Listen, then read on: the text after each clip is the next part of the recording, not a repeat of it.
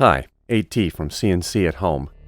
I recently did a project where I used some masking tape as a painting template, and I totally botched the feed rate for the laser. I had it at 80 millimeters per minute, and it should have been 800. At least that's what I had in my library.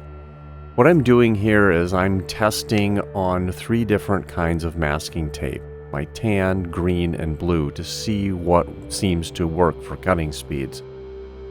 And I was very disappointed. On the blue, I was expecting it to be the worst since I'm using a blue laser. At 80% power at 400 millimeters per minute, I was able to get through nicely. And the next step up at 500 really didn't get through. So about 400 millimeters per minute at 80% power is where it's going to need to be.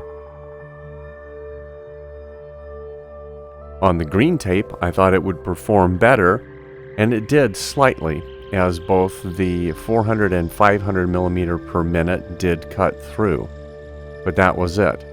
The tan I assumed would perform the best, and it was the worst, oddly enough.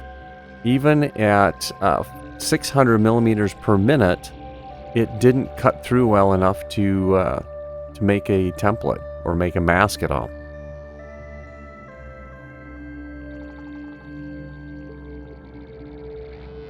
I decided to run the test again after being very careful to refocus and set the parameters all the same. And the results pretty much turned out the same. So that was very disappointing. One of the things that I'm concerned with after this burn test and also with the cutting through 3mm plywood burn test is that the laser is not performing nearly as well as it did when it was brand new.